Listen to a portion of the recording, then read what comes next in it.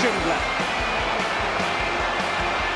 has a chance to write his name in Huddersfield Town legend. And he takes that chance!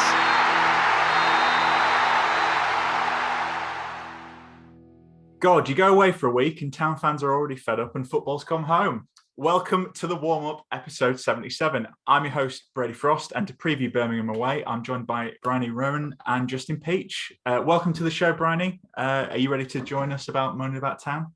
Absolutely, yes. I am always ready to moan about Town and sometimes talk well about them, depending on what's going on. That's what we like to hear. That's a good positive start. Justin, how are you? Obviously, you've been on here a couple of times, but I'm assuming you're excited. The season's underway. We're back again. Oh yeah, absolutely. The summer's always a bit dull, but the football has kept me going. The Euros has kept me going a little bit, but now the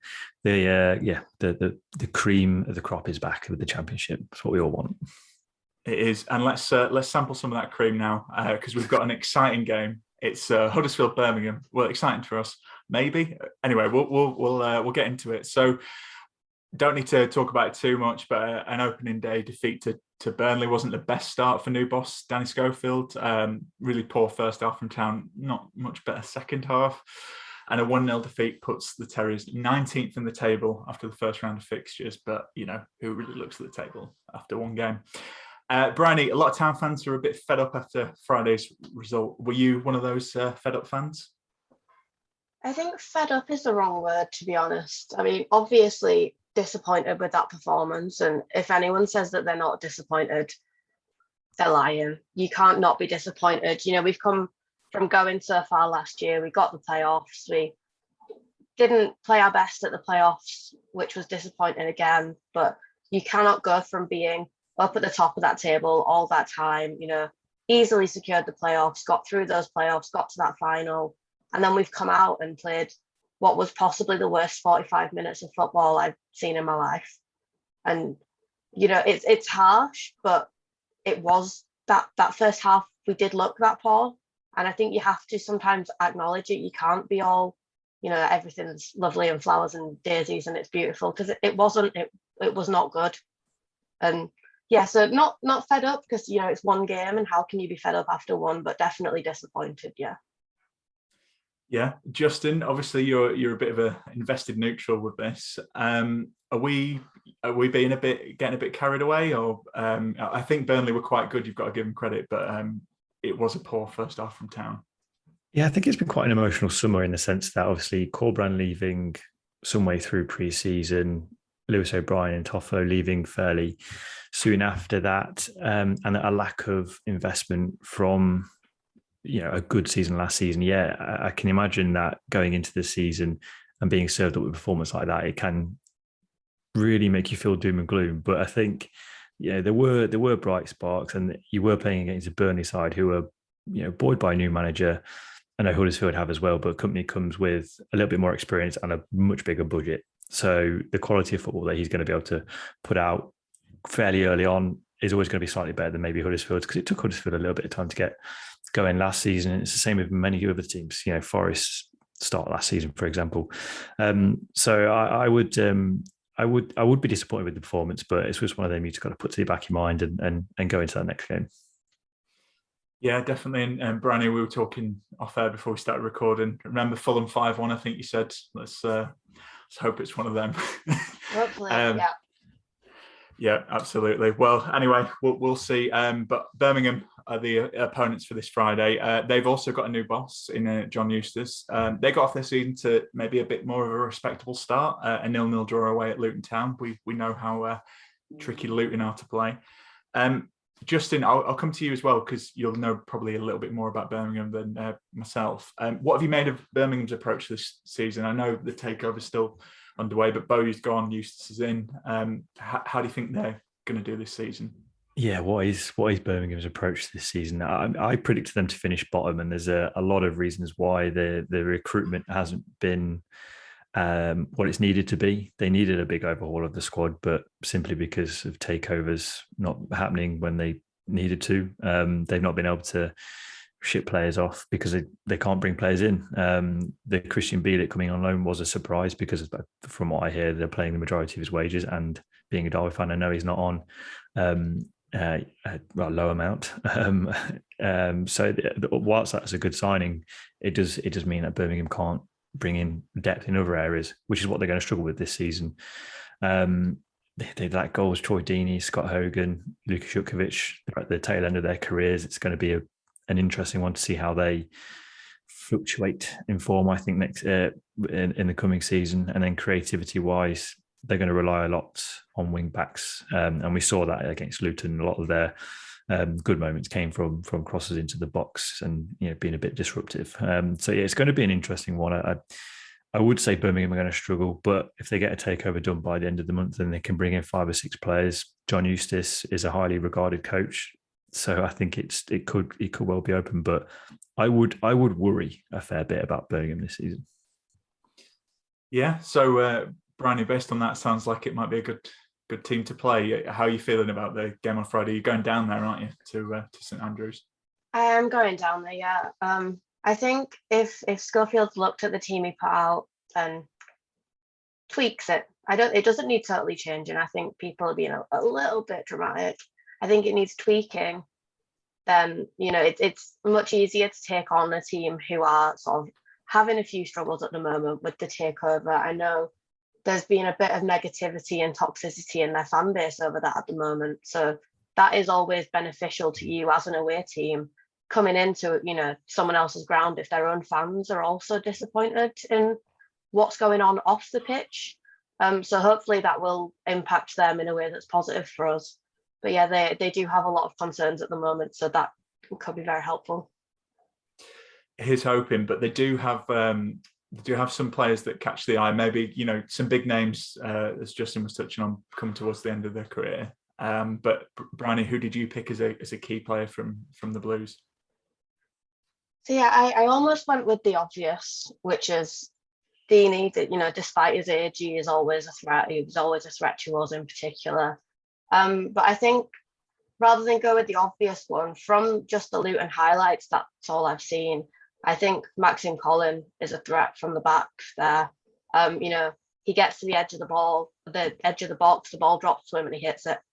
And I think for us, that might be a problem. I don't think our defence yet is organised enough to be able to deal with him as quickly as they're going to need to. So yeah, I can definitely see that threat coming in down that side, especially as I don't think we're strong enough down that side yet either. I think that's not gelled together yet. So yeah, Colin would be my key player for them, the biggest threat, I think. Yeah, that's a really good point. Let's hope some scouting for Birmingham don't hear that, because I also have that concern. Justin, who did you pick as a key man for the Blues? Yeah, I was on the same wavelength as Bryony. I've gone with Premier's Playetta on the left-hand side. I think, as I said, a lot of their good moments against Luton came from getting crosses into the box and causing a bit of disruption. And Playetta, I think, is a player that I'm surprised more clubs weren't linked with this summer.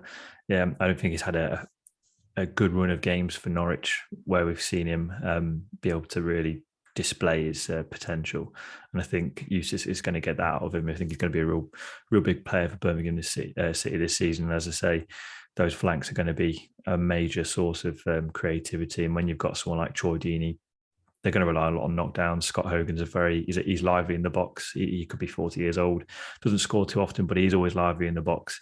And the same with Bakuna, in and around the edge of the box. He's going to rely on his knockdowns as well. And a lot of that will come from the flanks. Mentioned Bakuna there, Bryony. I feel like he might have a good game against us. I always say this, and he actually hasn't when we played him last time, but I feel like it's going to happen eventually, right? Yeah, I think a lot of our fan base never liked Bakuna, and I was always a fan of his because he is inconsistent and you can't deny that, but on his day he is a right player. So I'm just hoping that it's not his one game where he's great. Hopefully it'll be one of his off games, because it'd hurt a little bit if it was Bakuna that was the one that took us. Yep. So we know what's going to happen on Friday then, but maybe not. Like you say, very inconsistent, very frustrating. Because anyway, listeners know how much we all feel a little frustrated about Bakuna, because we knew there was something there. I didn't pick him as my key player. I actually went for Dion Sanderson. He's on loan from Wolves. He was there at the start of last season and moved to QPR second half of the season. But whenever I've seen him play, I think he's a good defender at this level. He's playing on the right side of the 3-4-1-2 formation that Birmingham seem to play. And I think Town need to be a lot more attacking in this game, and I think we need to be targeting a win. Like you said, Justin, you had him as bottom. I think the takeover uncertainty, and if Town are attacking and go for it, I expect him to be a busy boy, and hopefully we can get the better of him. But he's a good player from what I've seen. But anyway, we will. I'll stop shut. I will shut up for a sec because Tom, you may have noticed, is not here. He's on holiday, but thank you very much to him for hosting in my absence while I was on holiday. God, it's the transfer window. We're so unsettled. It goes for podcasts and teams. But before Tom left, he caught up with the Her Game 2 co-founder and Birmingham fan Emily Drakely ahead of the game, and here's what she had to say. We've lost to a pub side. We've literally lost to a pub side.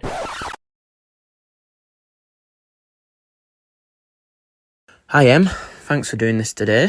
Wow, what an interesting season coming up for, both teams, I think, now.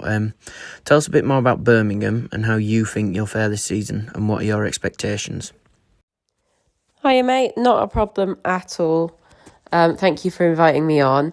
So, Birmingham City, wow, where do I start with this one? It's been another turbulent summer for the club. It's never easy being a Blues fan. Regarding this season, I think it will be a good one. We've already got a decent manager, John Eustace, although he's yet to be proved in this league.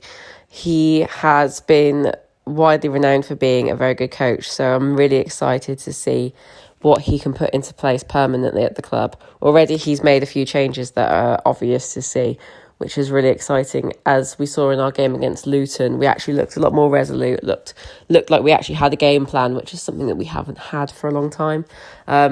So I'm really looking forward to that. And I think this season, we're not expecting too much. I'd be quite happy with 14th because at least then we've got a solid base to carry on our progression because we haven't had that for a long time.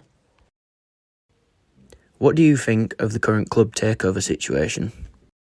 Regarding the current takeover situation, it's quite a turbulent one. Obviously, I'm sure a lot of people have heard of all the interviews on TalkSport, but I think we're all looking forward to it being over now. I think it's been a long time coming. Fans are really eager for it to be done as soon as possible. And I think if Richardson and Maxi Lopez do come in, I think that'll be really fantastic because Richardson himself is a Blues fan.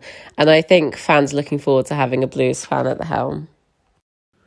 Which players excite you the most for the season ahead? I think the player that excites me most for the season ahead would be Jordan James, for the reason that he came through last season and played really well for us. And I think he's a really bright talent. You wouldn't believe his actual age by watching him. He is really talented.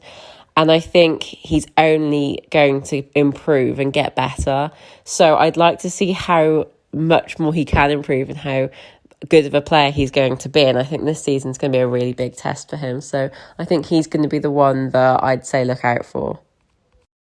If you've had a chance to have a look into Town this year, what do you think of them coming into this season? I think coming into the season, Huddersfield they've definitely had a turbulent summer, losing a few key players and obviously the manager going. I think it's going to be a tough season, I think for everyone really, but obviously finishing in the playoff positions last season and then missing out, it's going to be tough for you guys, but we'll see. I think you never know what's going to happen in the Championship, so I'm looking forward to watching what happens this season. And what's your prediction for Friday? Now, I don't want to be too negative for my score prediction, so I'm going to go with a 1-1. It's always tricky in the first couple of games in the Championship, and it's our first home game, so we don't know how we're going to perform yet at home this season. So I'll be a bit positive and go with a 1-1. Cheers, Em. Back to you in the studio. Okay, cool. So we've heard from Emily. What's that, Justin? Is that the postman knocking on your door? Oh, I think it is. That must mean it's time for the mailbag. You've got mail. Got a forced smile off Justin there, so that's a good start. Okay, so Brian, I'll come to you with this one first. So Johnny underscore MJB asks, where is Jonathan Hogg's best position? Because obviously he's been can drop into the free, defensive mid. What do you think? I think very controversially, I absolutely love it when he drops into centre back. I just think him sitting in front of that line, sometimes it throws the whole team off a little bit. When he fully drops back, when our wing backs drop down, then the two centre backs drop out and Hogg sits fully in that back line. I think it's actually where he thrives. I think he's much better there than further forward. He is ultimately a defensive midfielder. He is a defender, and I think if he'd been, a few inches taller, I think he would have been a centre back rather than a midfielder most of his career. Yeah, hard to argue. Nothing scares me more than Jonathan Hogg getting a pass from the goalkeeper with his back to the opposition. But back three for me. Justin, what about you? Obviously, he's a bit of a championship stalwart. Is old Hoggy. Where do you think his best position is? Because we saw Corberán and Schofield. Has played him in a couple of different places. Yeah, I'm on the fence with Hogg a little bit. I think this season is probably where we'll start to see him phased out the starting 11. Now, this is a completely outsider's perspective, and please correct me if I'm wrong, but I think last season, especially towards the tail end of last season, mistakes started to creep in a little bit, and then he dropped into that back three, and it covered a lot of his weaknesses. He's getting older; it's to be expected, but he's a much better player when he's not asked to do much with the ball. I remember the West Brom game when you guys were 2-0 up, and he gave a pass away quite early in one of the West Brom's attacks, and then they scored from it. And as I say, he's a much better midfielder when he's not given the responsibility of passing through him. So probably the middle of that back three. But again, I think this season is where we'll start to see him phased out that starting 11 and other players come in like Kasumu, for example, who I think is a really good pickup. Yeah, I think it's a tricky one. We'll come into lineups, but I feel weirdly Town's team's a little unbalanced at the moment. I don't think Schofield knows his best 11 yet, which is understandable. And I think Hogg kind of comes into that. We saw on Friday, Hogg and Russell doesn't really work as a two. So I think you might be right there, Bryony, maybe dropping Hogg into a three at the back. It kind of solves that problem in midfield as well. I agree with you though, Justin. We always say this with Hoggy, I feel like it's a season where he's not going to be featured less, but then he just, I don't know, he's there. He's always there, as the chant goes. But yeah, it's a tricky one. I think I tend to agree with you, Bryony, back three, but depends, because if we play like a 4-1-4-1, it could work there, but I don't want to see Hogg and Russell in a two at St Andrews on Friday. That was the lack of energy there was a bit shocking. But yeah, we'll move on. So Anonymous asked, bit of a small sample size, but what do you think of Schofield's first game? Brian, I think it's fair to say first half not great, but second half not much better, but still quite early to judge, don't you think? Yeah, I think it's you cannot judge anyone off one game, and I'm completely writing off pre-season friendlies. We can ignore them because you can't judge off that. Pre-season friendlies are there to play around and see what works. So I think judging off of one game is silly. So, but if we are basing it off that one game, then the changes that he made in the second half were good. So there is definitely potential there. But for me, it's too early to say. Justin, I'm guessing you'll agree. A bit early, like you say, can't really look into pre-season games. But it was, like I say, first half wasn't great. So I think there is a little bit of nerves. Yeah, you're spot on. I think the way the game was managed in the first half, I think it was pretty poor. He probably, I wouldn't say underestimated Burnley, but I think Burnley may have caught quite a lot of people by surprise. I don't think I expected them to be as slick and just as slick with their passing and as crisp with it as well.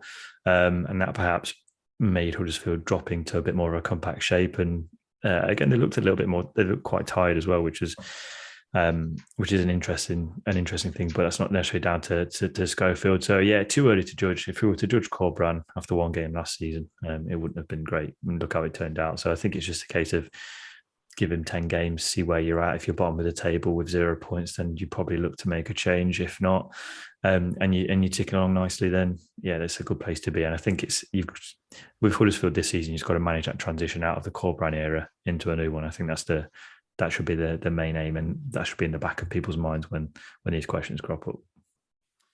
God, you're both so sensible, you two. I think he's terrible, worst manager ever after 90 minutes. Get him out. Final question, and this is from Mike at Terrier HTAFC 72. Got a few similar questions. With Carlos walking into another job, has people's opinions changed about him, as it's obvious this was all planned when he walked? Not sure I agree with Mike for the last bit, but obviously Carlos is new manager of Olympiacos. God, the Forest owners had town a little bit this summer, hasn't he? Yeah, Toff and O'Brien at Forest, Pippa, and now Carlos at Olympiacos. Bryony, what do you think about Carlos going to Olympiacos? Has it changed your opinion of him at all? Not at all, no. I'm not one of these that believes it was tapped up. I think Olympiacos owner has needed a manager, known Carlos is out of a job, seen what Carlos can do, played him a lot of times last year, and has gone, do you know what? We'll see if he wants it. And fair play to him, Carlos is out of a job. I would never knock anyone for taking a job when they're out of one. He left town, he gave up wages, it was on his terms, he wanted to go. And, can you look into it and be vindictive about it? Of course you can. You can say, he knew he was never going to do better than he did this year, and all the stuff about not being backed is, he's made it all up or whatever. But I just think there's no point in looking into all of this like that. If he was tapped up, which I don't personally think he is, but it will get looked into. And if it comes out that he has been, then, hopefully we'll benefit from that. But I don't believe it 1 second. I think the logical explanation for it is an owner's gone to a manager that they've seen play, that they like their style of play, like the players that he trains up, and has gone, do you want a job? And he's gone, yeah, go on. And can you blame him for moving to Greece instead of Huddersfield? Because I think I'd make the same choice. No, Huddersfield's great. Does Greece have loads of Gregs in close proximity? I think not. Justin, same question really. Do you think town fans should change their opinion of Carlos, or do you think we need to get over it? Yeah, probably more so the latter. I might say it in a slightly different way, just to keep people off my backs. But I think nearly quite that. Yeah, the only thing I'd begrudge him on is just the timing of his departure, not necessarily moving to Olympiacos. I think those conversations with Dean Hoyle would have happened quite early on, so he would have had a realistic view on what the investment's going to be over the summer. So he could have made that decision a lot earlier, giving Danny Schofield a lot more time to plan his squad out, along with Lee Bromby. So that's the only thing I'm disappointed with. Him moving to Olympiacos, yeah, like Bryony said, it's a good opportunity for him. They're a team that they won't be playing European football. Is the reason why the jobs come open, but there's a really good opportunity to really develop himself as a manager. And he was linked with Leeds. I think that goes to show that he wasn't tapped up, because the links won't just come from random. There will be conversations that happen. So yeah, I think the only thing that I'm disappointed with is just the timing of his departure, not necessarily him moving on to Olympiacos. Yeah, it's hard to disagree. I think the only thing, maybe this is me sticking up for Carlos, the only reason I thought he might have left as soon as he did, well, one, like you say, stock's high. Probably I thought even with him at the helm, we wouldn't have had a good season as we did last season. But also, I think we all knew Lewis O'Brien was going to go. I think Toff, although there've been rumblings, it still was kind of a bit of a surprise. And who knows? I suppose we'll never know. But I don't begrudge him. I think they've got a Europa League qualifier. I think it's this week. So he's straight into the action as Carlos. But we'll see. And to be fair, before he joined town, he was all he was at Leeds, but he was also managing abroad as well. So like you say, Bryony, I suppose the best choices. You've got probably a better playing squad, you'd argue, and it's in Greece. It's nice and hot, and potential European football. So don't begrudge him for that at all. I'm sure, the Town fans will be happy with that answer, and it won't go on Twitter for a couple of days. Anyway, we'll see.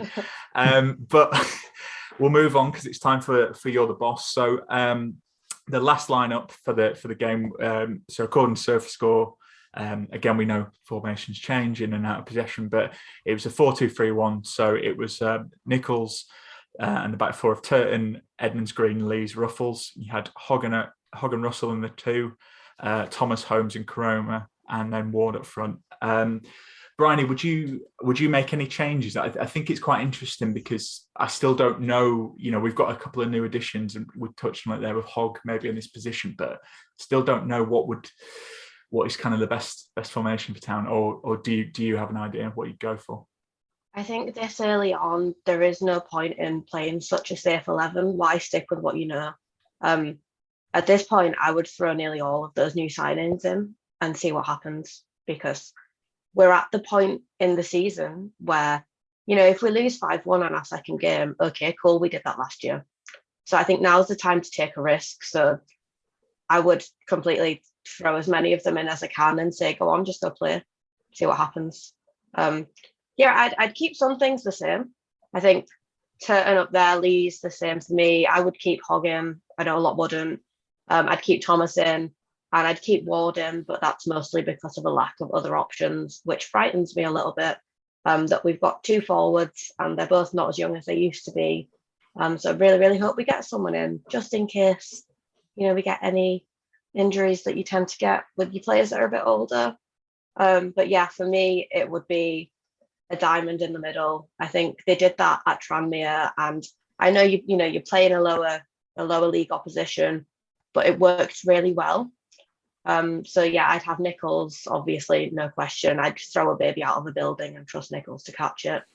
Then Turton, Lees, Boyle, Nakayama, because why not? Stick Hogg in front of them, Mahoney and Rudoni together, then Tina, and then shove Thomas forward with Ward. Because why? I just see no reason not to change it up a little bit, see what happens. If we get absolutely battered, then it didn't work and we move on.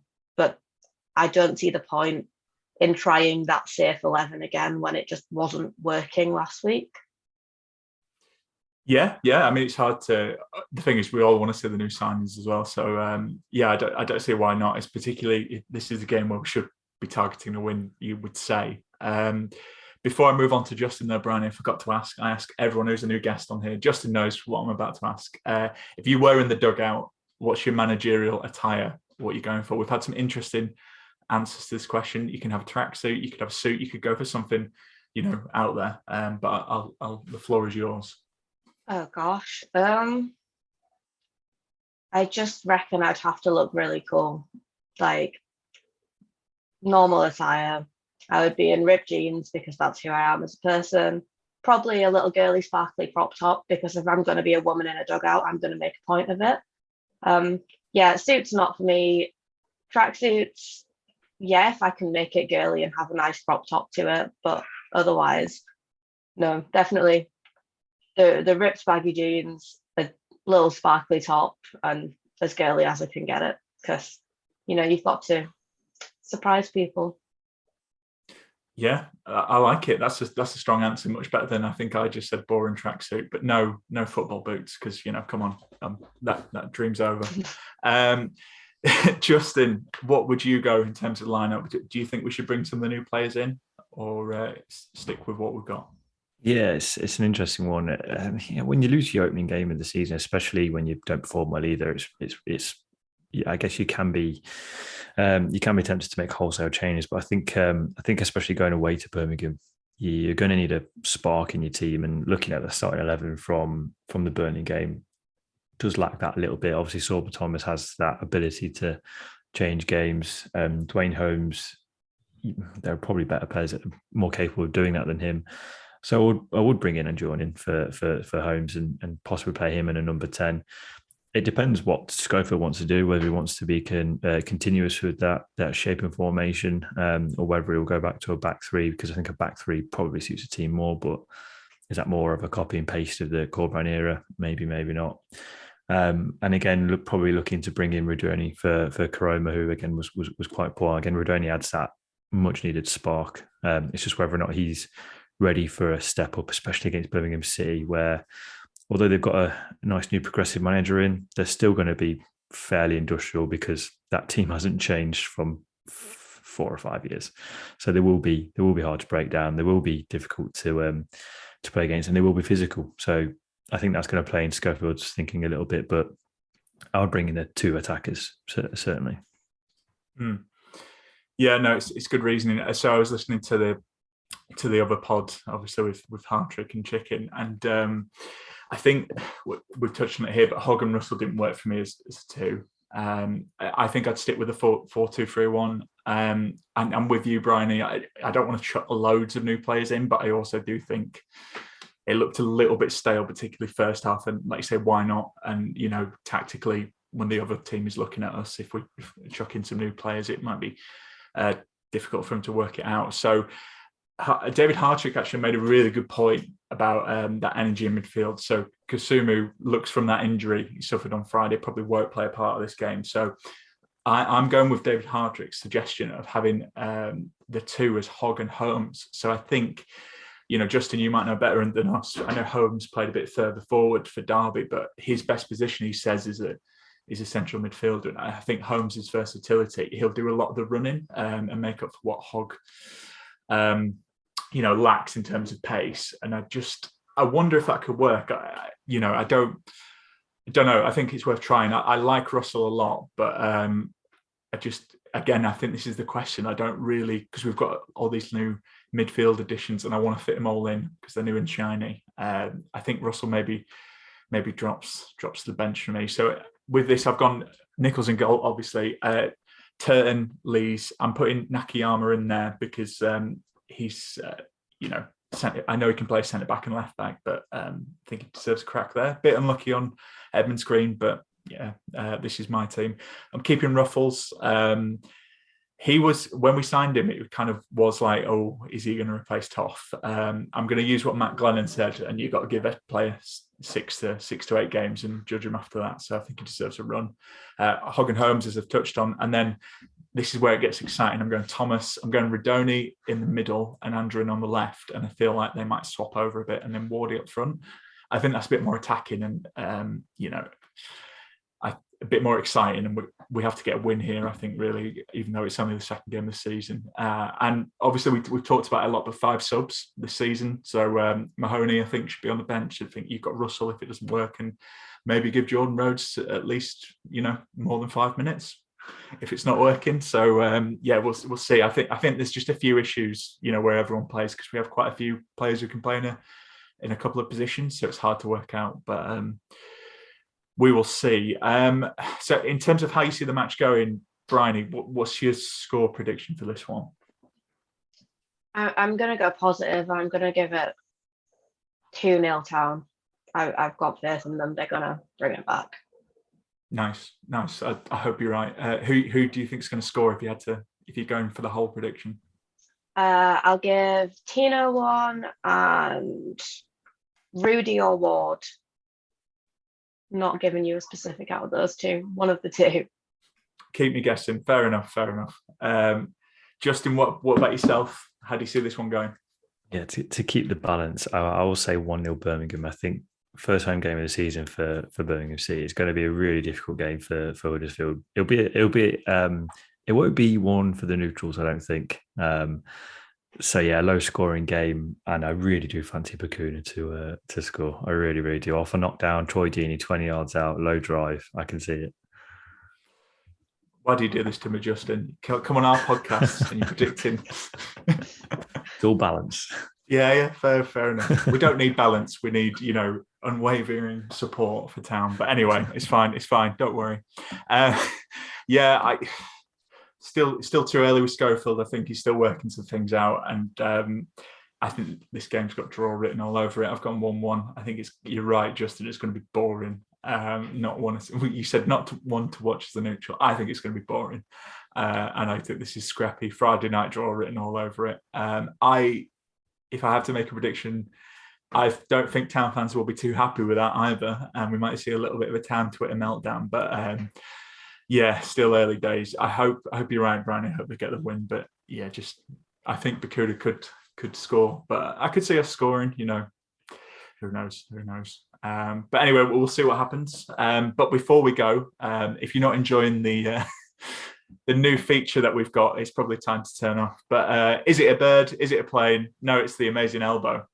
Okay, so in case you missed last week's, we're introducing a new section. Tom, as I'm sure listeners will know to the podcast, is a big lover of Alan Lee. So he is doing a lovely little comic strip called The Amazing Elbow. So thanks to everyone who voted in the poll last week. So the panel we've got to work with here was the winner was about discarded chinos. So I'll read it out. So The Amazing Elbow is a crime-fighting footballer who fights against the injustices of football. One night he's called to the John Smith Stadium to find a pair of discarded chinos. As he picks up the chinos, he notices an envelope in the back pocket. He opens it up and inside is blank. So we're all going to come up with an option, put it to the poll, see which one wins, and that will, when Tom is back next week, we'll carry on from there. So the idea is that at the end of the season, we'll have a nice, weird comic book story. Tom's off and he could give it a bit more zazz because I was off when he introduced it last week, but we will see. So there's a message in the discarded chinos. So Justin, you said before we were recording you've got an exciting one. So what is in this envelope in the discarded chinos? Yeah, I'm struggling to keep a straight face. This is brilliant. It's a ransom letter from Carlos Corberán. He's been kidnapped by the evil Maria Nakis. To avoid legal troubles, I've gone with that name. He's been held captive in a shipping container off the coast of Greece. He needs help. Oh, I love that. Okay, nice. Bryony, what did you go for? I've gone a little bit same but different. Okay. I've gone for a wedge of euro notes and a Greek evil eye. Right, okay. I like both, to be honest. Can you imagine if you actually got a wedge of euros and a Greek evil eye? Cool. Mine's really boring now. I wish I had time to be as creative as you two. I just went, it's a message from Rhodes about getting the band back together. We, like you said, Bryony, we need another striker potentially. So you were complaining about old strikers. So, what is it, 40 odd Alan Lee, get back and put his boots back on.